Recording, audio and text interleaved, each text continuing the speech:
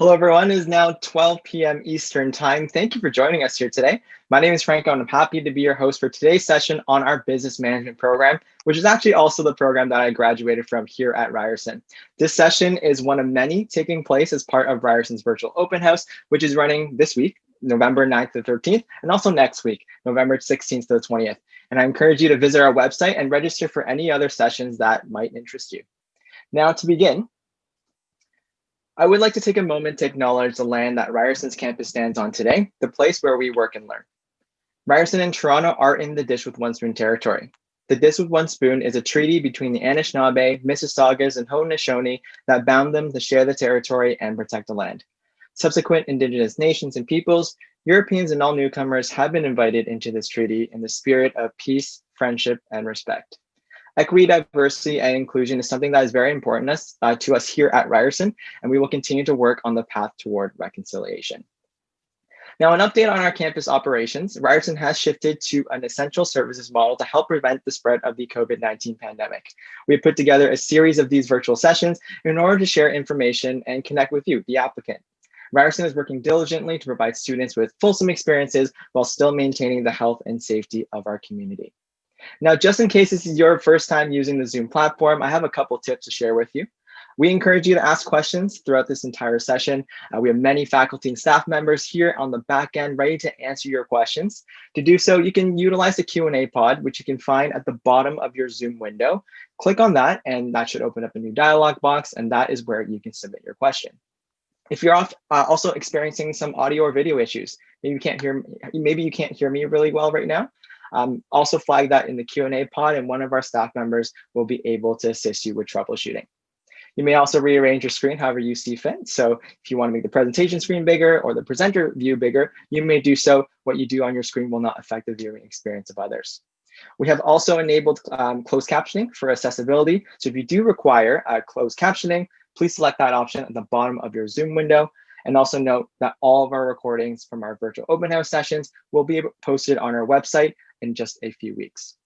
So that is all for me. I'm going to now pass it over to Catherine Hollis from our Ted Rogers School of Management. And Catherine, take it away. Hello, everybody. Franco, if I can just get you to advance the slides, that would be great. Welcome to the Ted Rogers School of Management, School of Business Management Open House session. I'm thrilled to be here today with you, and I just saw that we have an incredible 213 guests with us. That's wonderful.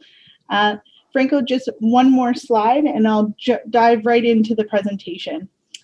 So my role at the Ted Rogers School of Management is recruitment coordinator. I work with high school students, educators, and everybody who's interested in our programs. I try to get you the information that you need and support you on this journey.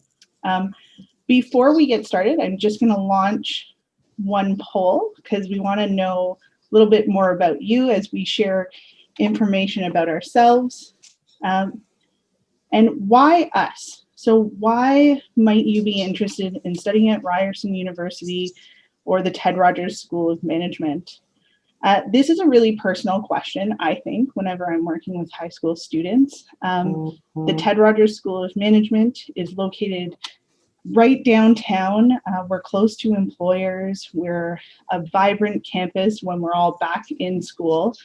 But I think what's really important for students who are looking at universities is to really think about your goals and how we align with what you want to accomplish with your education, with your career. So some of the benefits to studying at the Ted Rogers School of Management are we have a very robust co-op program across all of our different majors. Something that is pretty incredible about SBM or business management is that this is a school that if you are not entirely sure exactly what you want to specialize in, you start in your first year.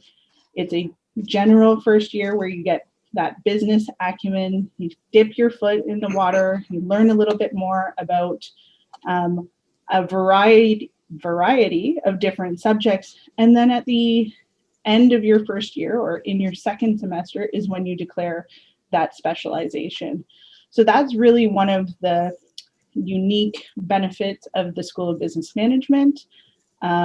We have an incredible student body. We have dedicated staff who are compassionate and here to support our students.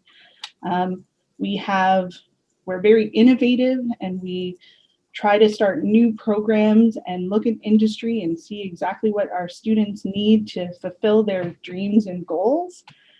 So lots of different opportunities to upskill, get support, but that's really what sets us apart, and those are the benefits. And we're going to dive right now, we're going to start to dive into all of those different aspects. So without further ado, I'm going to send it over to my wonderful colleague, Paul Saleka from the School of Business Management, and he'll start to go through that with you. Go ahead, Paul. Great. Thank you so much, Catherine. So my name is Paul Saleka. I'm the manager of academic advising. So that means that, Catherine's the one giving you information while you're a prospective student, and it's my team then that is kind of your first point of contact for when you are a current student. So I'm delighted to be part of that team that supports that. So I'm going to be going through some of the overview of the business management program, or as Catherine says, the SBM program. It's kind of a beloved nickname we have for the program itself. And like Catherine also alluded to, this is an exceptionally flexible program where you can switch between 7 exciting majors, have a lot of options for elective courses, meaning courses you get to pick, as well as different minors to help complement your degree. So on this slide, you can see kind of a roadmap of your first year as a business management student. And in year 1, you begin with that strong foundation of business courses. And I'll give you an overview of that foundation in a later slide. And then around March 1st, you're going to pick your major as to which major you want to pursue. So don't worry, we're not just going to throw you into the fire to have to make this decision without any information. We have lots of events leading up to it, specifically a choose your major period, where we will give you information on all the different majors, talk to some current students and professors who represent the major, and we'll be helping you support making a very well-informed decision. And then starting in second year, you'll actually be within the major yourself. But here's the thing. If you're in second year and you're in, let's say, human resources, and you change your mind and you want to actually go into law and business, it's very, very simple to switch between the majors, especially if you do it in a time like second year where it's a little bit, you're still building up that foundation. So I think flexibility and personal choice is something I really want to highlight when you get into the upper years of the business management degree. So within those 7 majors, I'll just talk about each of them very briefly, give you a very brief one-liner on them, starting with the end of real estate management. I know everyone goes alphabetically from A to Z, but I do like to flip things on its head sometimes. So the real estate management program, a lot of people might think that it might connect you with jobs to be a real estate agent. It's not exactly that. It's more about the housing market, the real estate industry, finance, and sustainability. So understanding how to become, so to speak, maybe a real estate tycoon, or understanding the industry from an economic and a financial perspective. So real estate management is our newest major within business management, and a very exciting program with a lot of great ties and connections to the industry. The next one is one of our 2 most popular majors, marketing. Marketing also, like a lot of people confuse it with things like creative advertising, like Mad Men. It's not exactly like that. Marketing is about analyzing consumer trends and needs. So if you have a very strong interest in understanding how marketing works and how consumer needs operate, marketing is a great program for you. Law and business, as a lot of you know, we do have a law school at Ryerson. So law and business is a program for understanding the law and the legal perspectives of commerce. Human resources is understanding organizational behavior and how organizations operate effectively. Global management is our most general program. It's understanding how to be a strong player in the global market of the world and understanding international business, but really is broad enough for anyone if you have more broad interests. Entrepreneurship is a great program for students who want to start their own business. Entrepreneurship is a very big field at Ryerson, not only within our entrepreneurship major, but also within a lot of the services and supports we have for entrepreneurship students and incubators. And finally, of course, we have economic and management science for those who are interested in economic analysis and have a really strong quantitative skills. So that's a broad overview of the 7 majors within business management. And like I mentioned, you are able to switch between any of them after first year. If we could go over into the next slide. So here's a breakdown of the first year of business management. And this year builds the foundation of your upper years within the program itself. I'm not going to go through every single course within here, but there are a few things I want to highlight and bring your attention to. The first thing is QMS 110, which is Applied Mathematics for Business. The one thing that not everyone maybe realizes with a commerce degree is you do need to have a little bit or a strong foundation of numeracy, meaning understanding how numbers work and mathematics.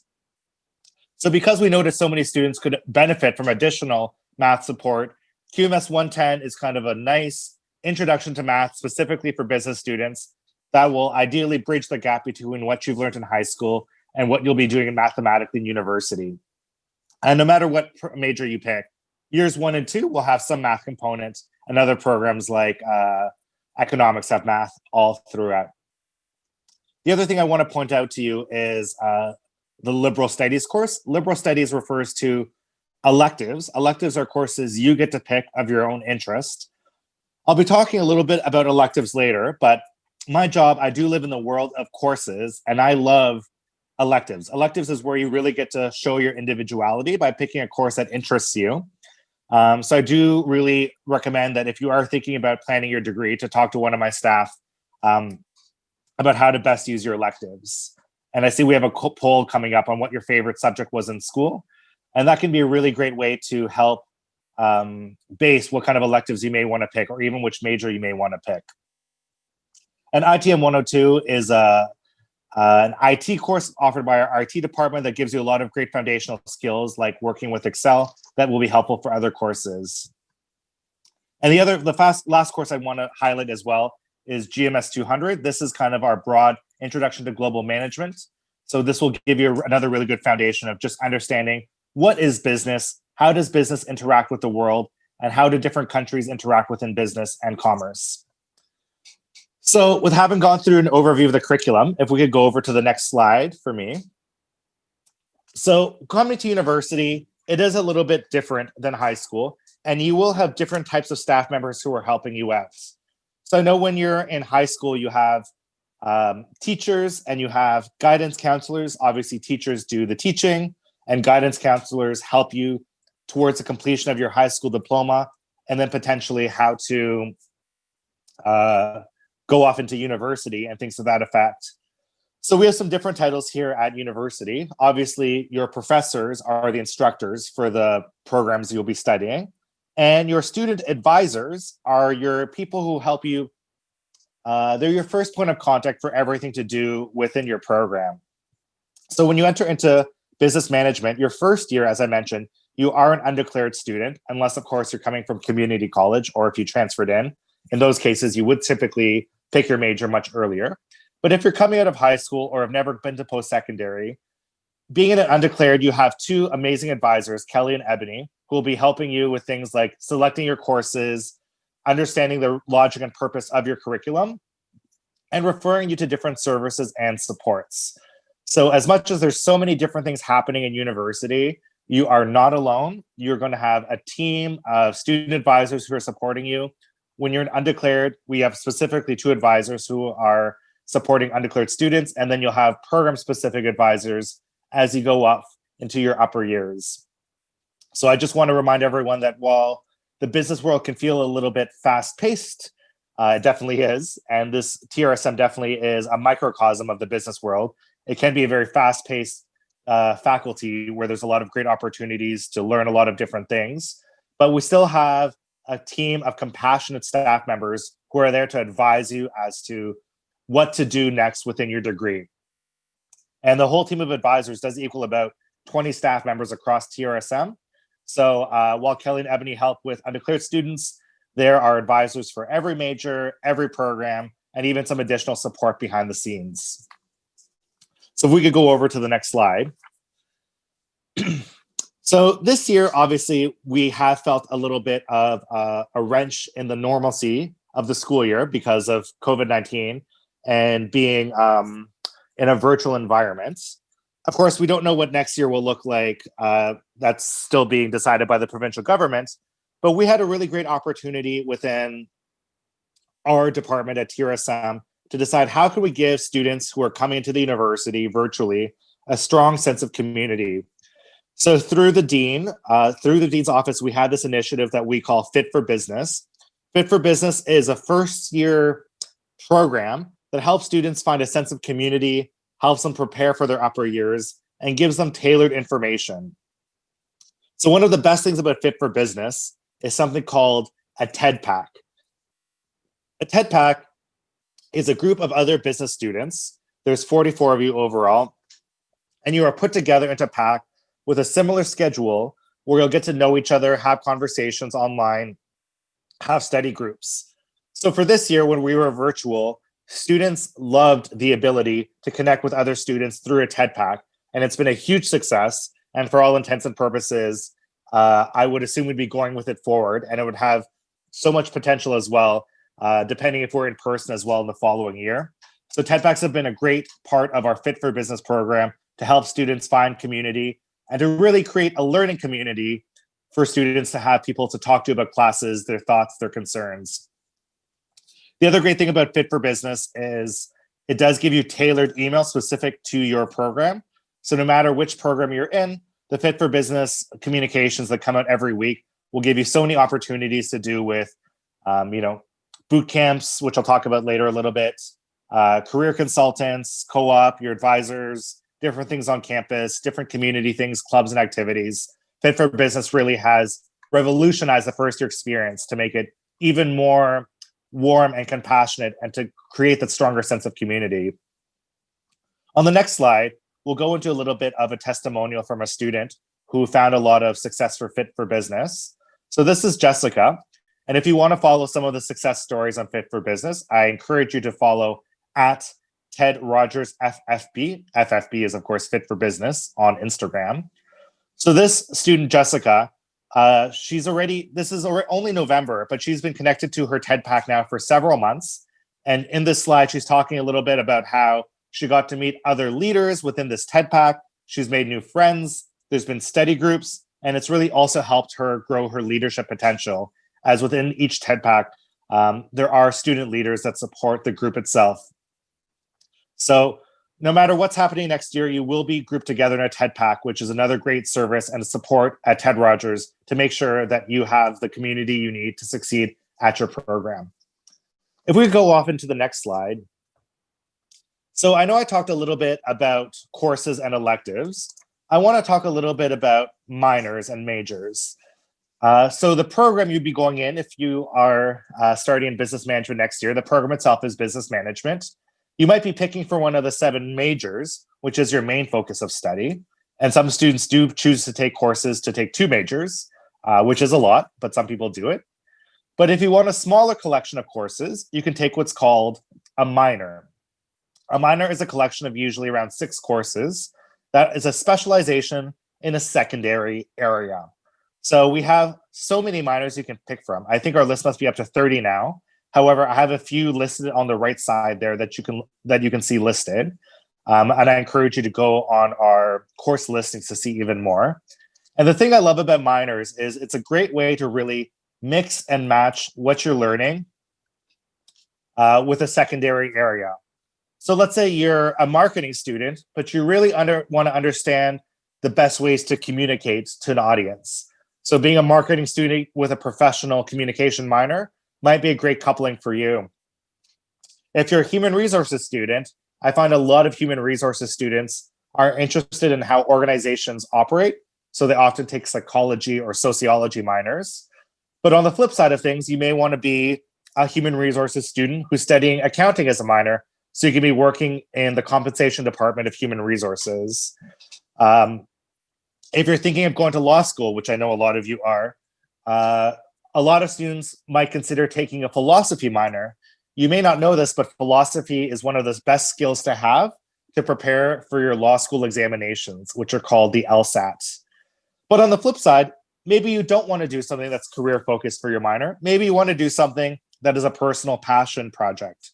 Maybe you want to take a minor in sustainability, which could go well with a real estate program.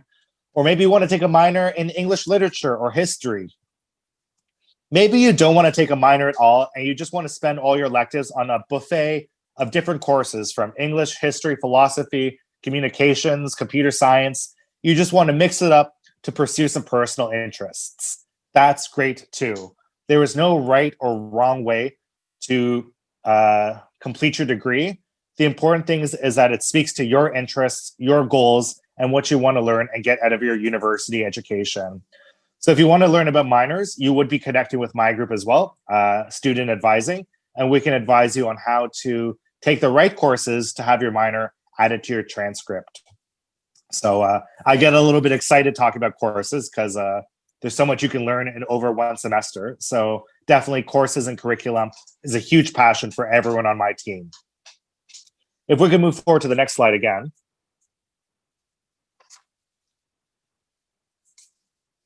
So the next slide, we're going to be talking a little bit detail on our co-op programs. So for our co-op programs, the co-op program is an invaluable way to add a little bit of work experience to what you're going to be studying at the school. So our co-op program is very successful. We've had numerous students go through co-op and find great work opportunities and actually make money along their way. Of course, as well, the other benefit is you get a salary while you're on co-op. So if any of you are relying on OSAP, or even if you're not relying on OSAP and your own savings or family support, co-op is a great way to make a little bit of money while you're studying. For me, as someone who has studied education, the thing I love about co-op the most is while you are in the workforce, at its core, it is an academic program because you're taking what you're learning in class and applying it to the workforce. That way, when you graduate, you're going to be kind of a double threat because you're going to have this great academic background in business, but you'll also have work experience as well related to your co-op program. So I'm hoping a lot of you will be considering co-op as well. When you're going into your upper years, co-op, some of the co-op programs you apply after first year, and some of them you apply after second year. But the great thing about TED Rogers or TRSM is that no matter which program you're in, you are eligible for co-op. So all of you start in as co-op eligible, and if you keep up a certain average, then you will be able to, you could potentially be able to successfully enter into co-op if you find a work placement that works for you. So you can see that the CGPA for co-op is a 2.8, my mistake, for business management students. That means you need to really keep your academics up if you want to qualify for co-op. So if getting some work experience is something that interests you, don't just cruise through your courses and get the bare minimum. Connect with us, get the right supports to make sure you can get your grades average up so you can qualify for co-op. So the way the co-op works as well, if we could go over to the next slide, it does work on kind of a modified schedule of your calendar. So normally when you're in the business school, we plan at your degree to take about 4 years. If you take longer than 4 years, that's perfectly acceptable. There's no problem with taking more than 4 years. Some students take 5 years or 6 years. You really have 8 years to complete your degree overall if you're coming straight out of high school. So if you want to take a little bit longer, that's perfectly fine. But what co-op does is it does add an extra additional year for your university degree. So here's a sample schedule of a co-op schedule. So you can see your first and second semester are studying as you normally would do and taking your regular courses. Your third semester, meaning your first semester of second year, you're in courses again. And then the winter semester of, the spring summer semester of your second year, you're already on your first term of co-op. So you'll be in the workforce over that spring summer, getting some work experience, making some income, and then coming back to your studies later on to continue your courses and then going back to co-op. So as you can see, co-op is interspersed throughout your degree for most majors. For some of them, they have some co-op semesters that are put together. Other ones, they are spread apart.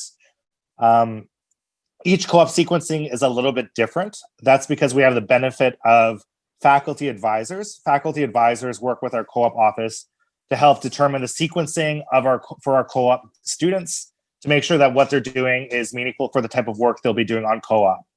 For example, some of our accounting students might be working with Canada Revenue Agency, and the tax season comes at a certain time of year. So their co-op semesters are picked very specifically to make sure that it aligns with the workforce that they're going into. And that's a great thing too about co-op, as I'll be talking later on. You will have a co-op coordinator supporting you. You'll have a career consultant supporting you to prepare for applying for co-op, and you'll have your student advisors to help you pick the right courses to make sure you're qualifying for co-op and taking the right courses on your semester off. So that kind of really dovetails nicely into our next slide on resources.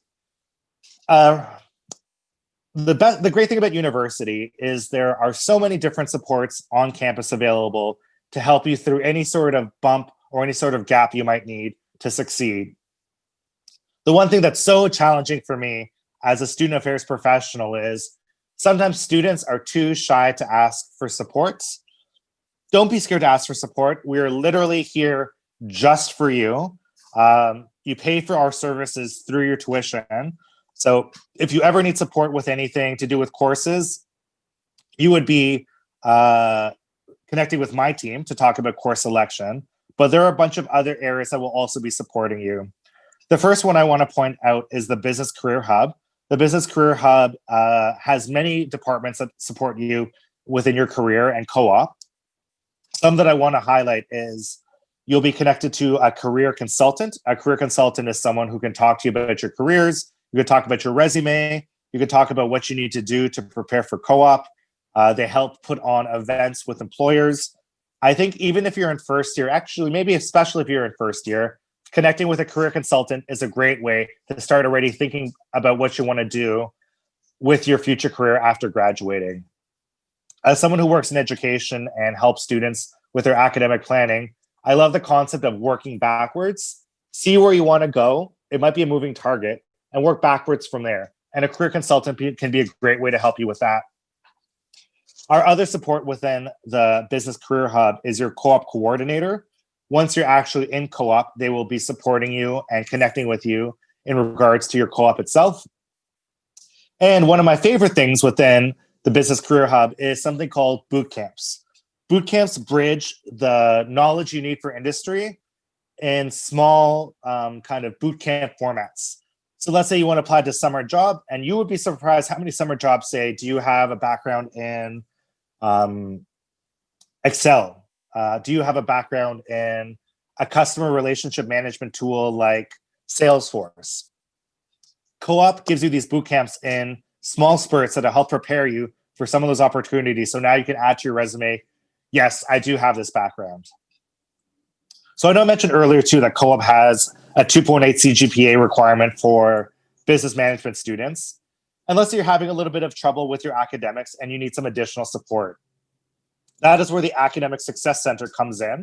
The Academic Success Center are your experts in learning. They help you when you arrive, they help you survive, and they help you thrive.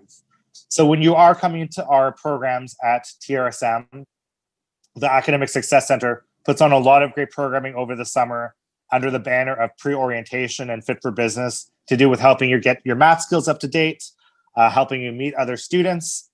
And during the school year, they run a lot of important programming like tutoring. They have free tutoring at the Academic Success Center. So if there's any course that you're having a little bit of trouble with, don't wait to ask for help. Definitely book some time with the tutoring center.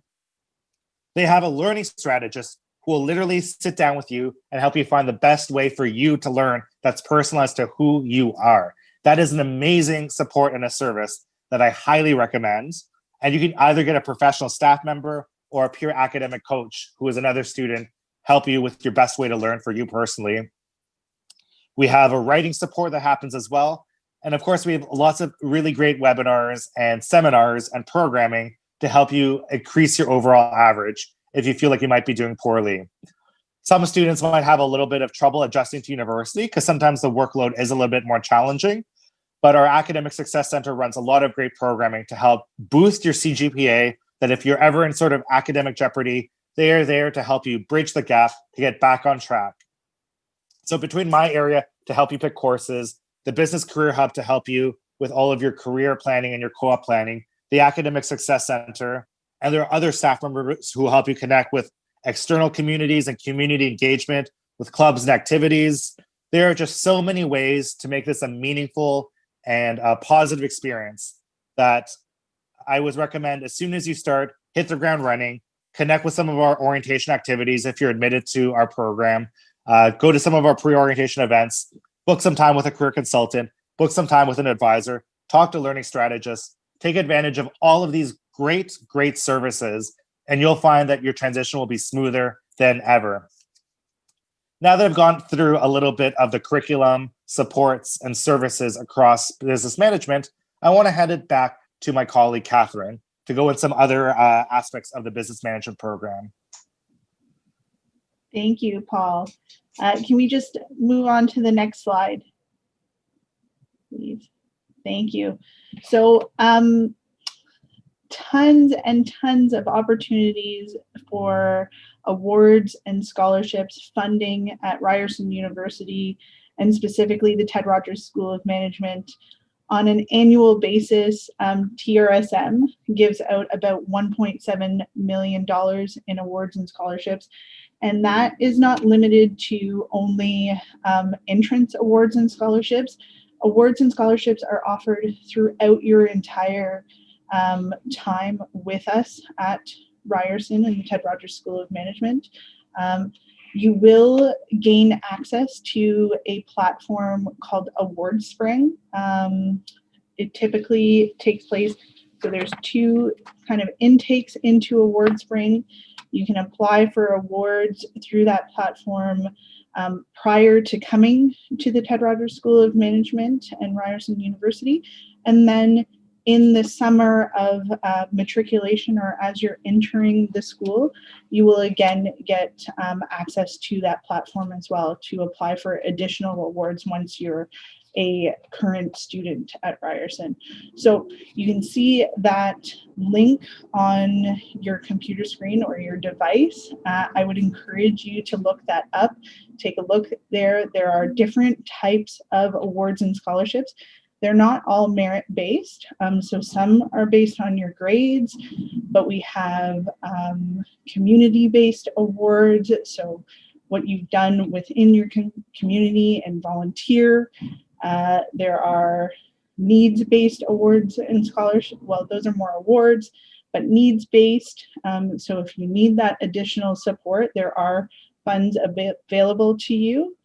And I just encourage you all to take a look at those, because sometimes we don't actually get enough applications to give out that money, and it's really such a shame.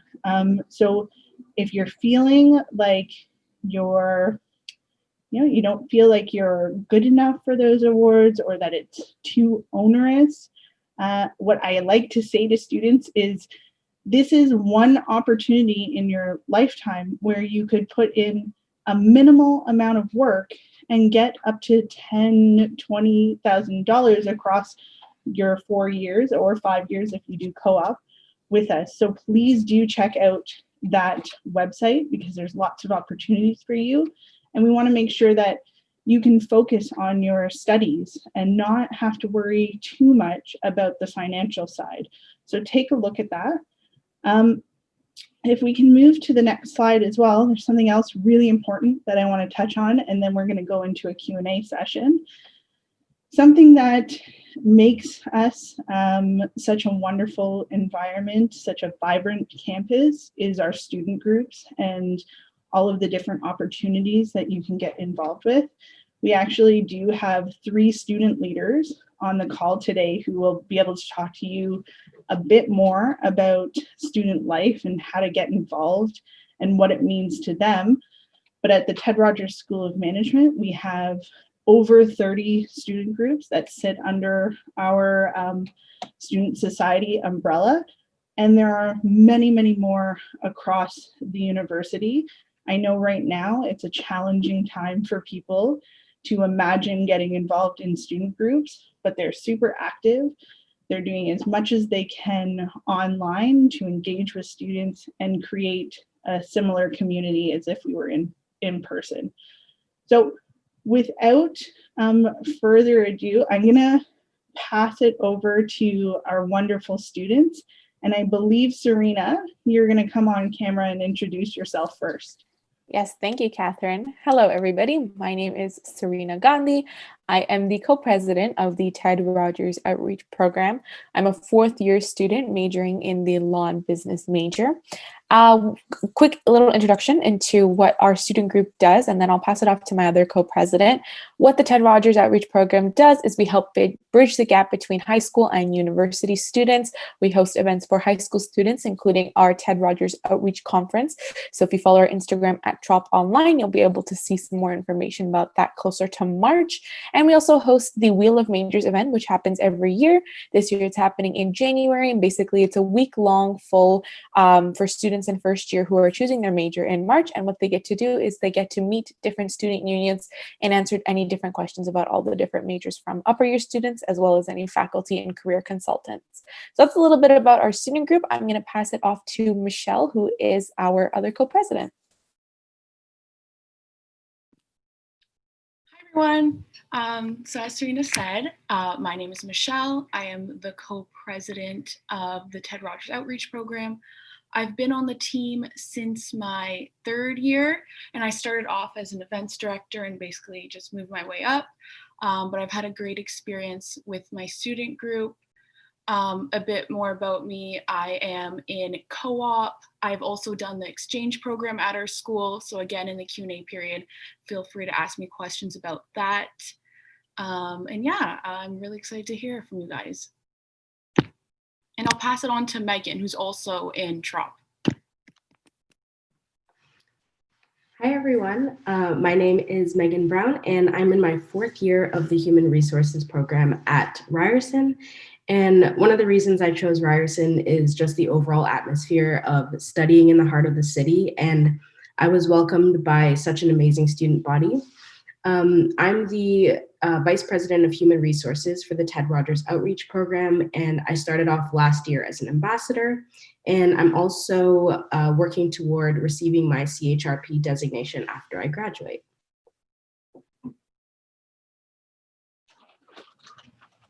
Wonderful.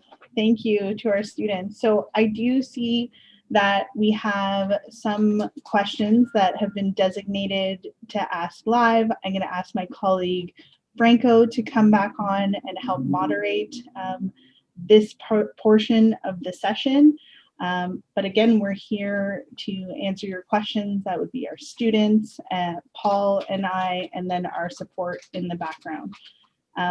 Sorry, before we jump in, maybe Franco, because I am seeing lots of questions in there about the requirements, maybe you can take a moment to go over the required courses and then that grade range and cutoffs for our guests today. Yeah, absolutely. So the first thing I'll talk about with our requirements for our business management program is it's a grades only program, as we call it here at Ryerson, meaning there's no supplementary application or personal essay or anything else you need to fill. We're really looking at just your grades. So to increase your chances of getting into the program, my recommendation is just do as best as you can in your courses at school, and that will increase your chances. Now, if you are joining us from an Ontario high school, you're currently an Ontario high school student, what we're looking for from you is your top 6 university or top 6 grade 12 university or mixed level courses. That's what we'll use to get your admission average. The required courses, the required prerequisites you'll need are grade 12 U English, so ENG for you, and then the math requirement is 1 grade 12 U level math.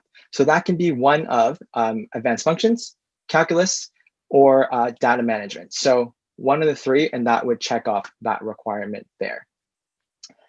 Hope that answers that question there for the requirements. So with grade ranges, if you have had a chance to visit our business management program website, you will see that there's a grade range published on there. Right now, the grade range published was 78 to 87% plus. So it is quite a big range. So how do you kind of understand that range? So this is the range where these students received offers last year. and also all the way to the wait list. So I would say a good competitive range is try always aim as high as you can. I would say mid to high 80s is a great place to be in. Even if you're a little lower, I still recommend you do send in an application, because just based on historical averages, we have accepted based on those. But again, with grades only programs, each year the grade ranges can potentially change because this, of course, is based on competition.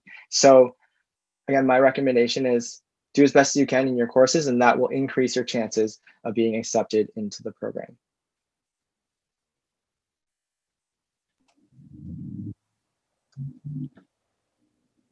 I think I got most of that there. Catherine, if I missed anything. I think that's wonderful. I would say we launched a poll about math requirements and numeracy, and I'm seeing some anxious type questions coming into the Q&A about math. So Paul did mention that math and numeracy are a part of a commerce program, but we don't want you to worry too much about that. It does say calculus preferred on our website, and that won't affect your applications or your chances of getting in. What that means is we prefer, for your sake, that you have those courses under your belt, so to speak, so that you come into the program with that type of acumen to help you be successful. If you are nervous about math, which I'm just looking at the poll right now on my other screen, I see that there are about 37% of you who are a bit nervous about math. There is tons of support, and in the summer before you join us, we even have some bridging courses or modules that you can take to brush up on those skills. So please don't worry too much about it. Know that yes, there is going to be math throughout your degree. Depending on which major you choose, there may be less math, but there is math certainly in your first year. But you have peer tutoring, we have the math center, and we want you to be successful. So we put lots of resources in place to help you, including that math course in the first year. So I don't want to talk too much because I really do want our students to speak to you and I want them to answer your questions. Franco, if you could start to moderate that, that would be wonderful. Yeah, for sure. So one of the first questions we received was about what is the day in the life of a Ryerson TRSM student look like? So perhaps maybe we'll talk about if our students can come on camera, maybe we'll talk about first year, because that's probably what our guests are really wanting to find out more about. What was the day in the life of your first year like as a student? I can start the answer for that. So when we were in first year, obviously we were on campus. So our first year looked a little bit different as to possibly what your first year would look like. But I know for me, quickly, a day in the life of my first year is I would get to campus. I commuted from Richmond Hill, so it took about an hour to get to school. I would get to campus, probably grab something to eat, head to Ted Rogers. I loved hanging out at Ted Rogers. There's so many places to sit, and I would meet up with some of my friends. I actually met Megan, who's our VP of HR. I met her during Frosh, so I would sometimes meet up with her, and we would just get through some work if I'd had to meet up with the group, something like that, attend any of my classes. And I loved being downtown. So for me, I'd love to just walk around and, head to the SLC, which is one thing that's really nice about our campus, and then head home. I'd like to head home as early as possible because that sleep on the go train is definitely something that is underrated. So I definitely liked heading home earlier than later. But I'll pass it off to Michelle or Megan if they want to answer. Yeah, sure. I want to say my day in the life looks very similar to Serena's because I was also a commuter. But yeah, I would wake up as early as I had to, depending on what classes I had that day. And I'm someone who likes classes a bit later in the day, so I try to avoid the 8 a.m. classes. But I would wake up, obviously commute, and that would take me 45 minutes typically. I would have usually 1 to 2 classes. I would try to make sure that I'd have at least two classes for most days, so I wouldn't have to go downtown just for one class because it was a bit of a commute for me. And then after that, I would usually have a student group meeting, or I had quite a few friends going into university with me. So we'd usually hang out after class, which was really fun because we're in downtown. There's so many places to see. There's so many restaurants to go to. So that's what I would usually do. I'll pass it on to Megan to add to that. Yeah, so I would say mine is really similar to Michelle and Serena's. Overall, the workload for me was kind of heavy in first year, so prioritizing my time and making the most because I commuted as well. So reading on the train or working on an assignment, I know that's obviously not happening this year, but time management was something I learned in first year. That's very important, and staying organized as well. Awesome. Thank you so much, everyone. Our next question, I think this might be more directed for Michelle as a co-op student. What are some of your co-op experiences that you've experienced as a law and business student? Can you talk a little bit about that? Sure. So my co-op program, basically I started when I got back from my exchange, which I mentioned before. I went on exchange and that was in my second year. So I started my co-op program semesters in my the beginning of my third year, because I'm in school for 5 years with co-op. And my first experience was actually at International Financial Data Services, which is a third-party financial firm. And I was a business analyst co-op there. I had a really great experience there. My manager was amazing, and there's a few other Ryerson students who were there as well. So it was a really great experience. My second co-op was in the summer following that fall semester, and I was an operations intern at Workplace Resource, which is a subsidiary company under the Herman Miller brand. In case you guys know, they make all those really fancy chairs, but it was a design firm that I was working at. And my third co-op, which was actually my final co-op, was a marketing and communications co-op. And that was at SCB, which is a benefits administration company. And that was by far my favorite because I actually have a minor in marketing. So I got to learn a lot of skills that I've learned throughout my marketing minor. A lot of my co-ops were all geared to marketing or communications because that was my minor, and I found it was a bit difficult to find co-op that was related to my law major, and I was really interested in the positions that were related to my minor, so I decided to more focus on that. Awesome, thank you. Yeah, a lot of questions actually about co-op coming in. We have some questions about can we do co-op in 4 years? Why is it a 5-year program as opposed to 4 year? I think what we can talk about first is the difference between what co-op is in high school, so what you might be familiar with right now, and what co-op is as a university student. So some of you might be familiar with the term co-op in high school because it's a course that you take, and typically when you're placed in co-op in high school, you are doing the work for course credit.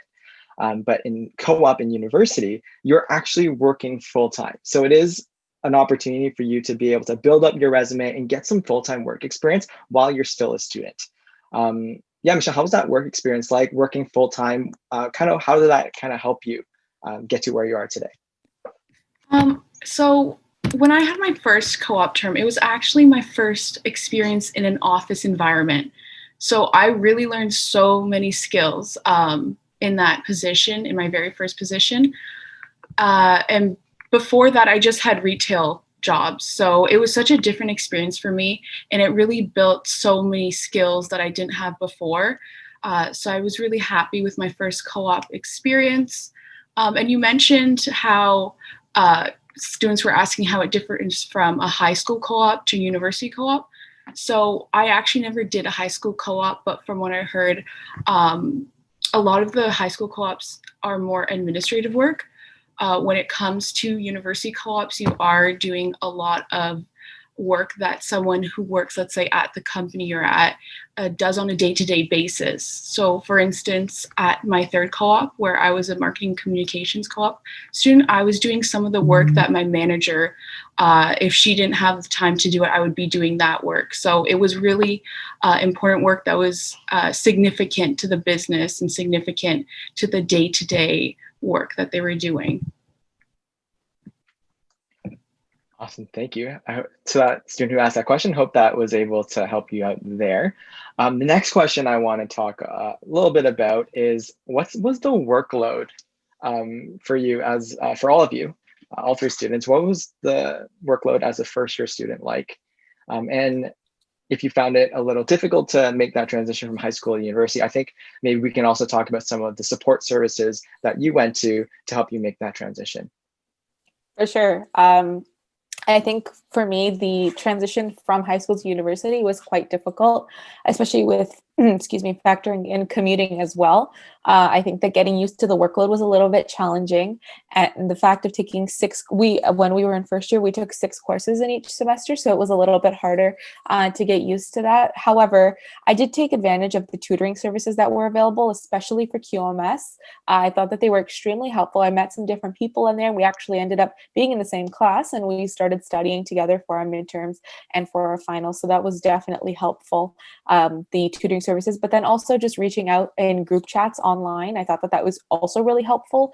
For every year that you're entering, there's always an accepted Ryerson class or whatever university you choose to go to. And within there, people post their schedules or they post their teachers in the classes. And if you have the same teacher or same class, you can join those group chats and everyone's there to help each other out, which I think is super, super awesome. So that definitely are some things that I took advantage of in first year.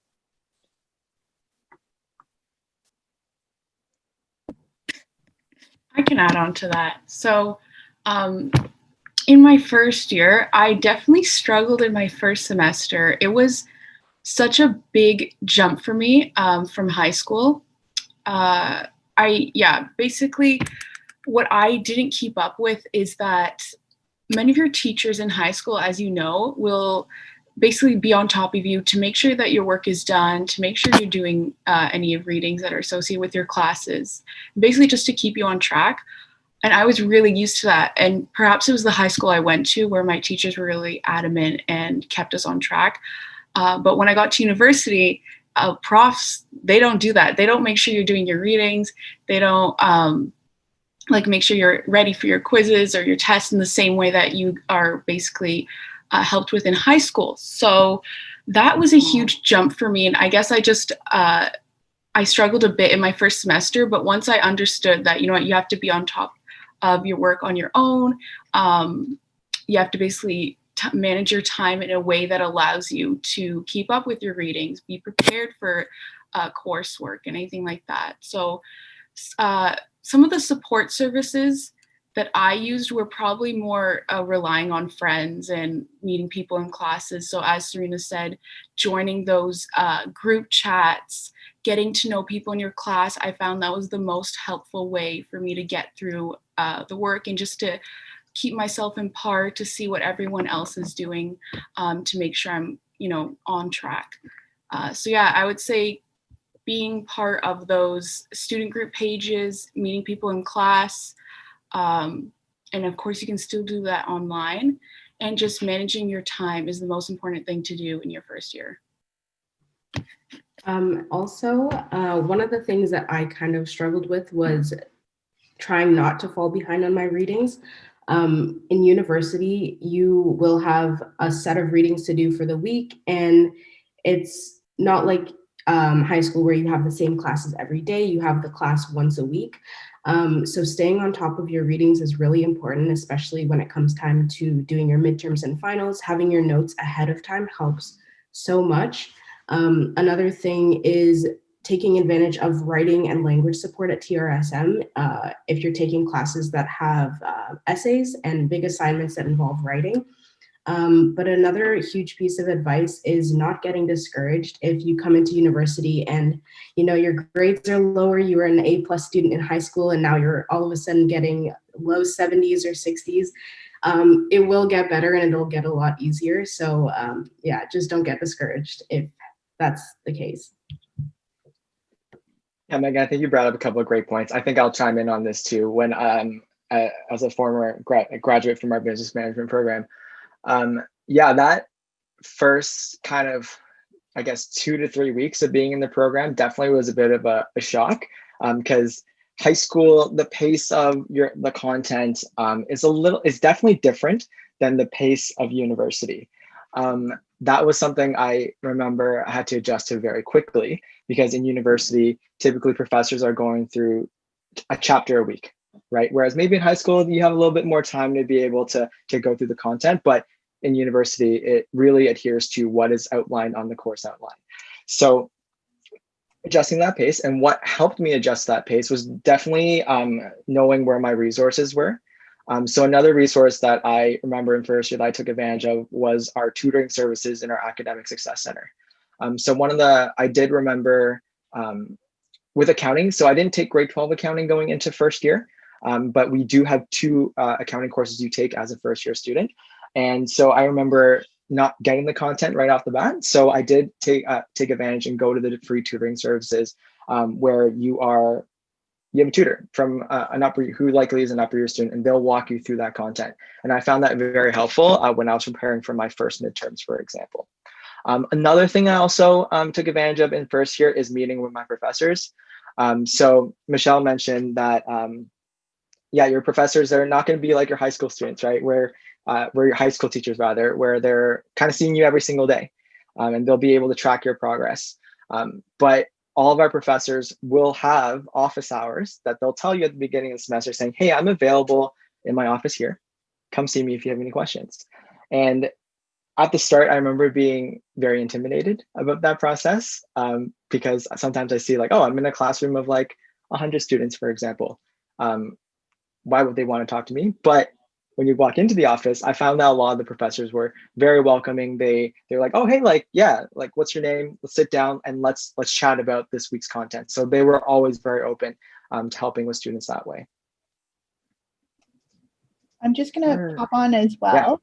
Yeah. So Catherine again, through our Academic Success Center as well, I know we were talking about tutoring, but there's a whole suite of workshops when you join us in the next fall that will be available to you too. So learning how to do effective note-taking in class. There are time management workshops. And I think Paul talked a bit about this too. There's a whole team of people that you can meet with that will connect you with resources. So if you feel like you're struggling and you need some additional support and you don't know where to go, there's a whole team of advisors there to support you. If you are not struggling and you're just wondering, like, what are different types of things that I can be involved in to upskill and to get that much better, those workshops are available for you too. So it's not all about struggling, it's about learning and growing as well and doing things a bit differently. So all of those supports are in place for you. Frank, would maybe go on to another question. Yeah, I'm just looking at the time right now. We're just about just a few more minutes left before we wrap up today's session. I still do see a lot of questions about co-op. So for those students who are interested in learning more about our co-op program, if you didn't know, we actually are hosting a co-op session later this afternoon. So I invite you to go back onto our Ryerson at Home website and sign up for our Ted Rogers co-op session, which is happening later this afternoon at 5 p.m. So definitely don't miss that. I think the last question, which we'll have time to really quickly just go through, is we received a question about independent work versus group work, and how do you make friends, and how do you, if you are doing a lot of group work, like kind of how do you make friends and meet new people that way?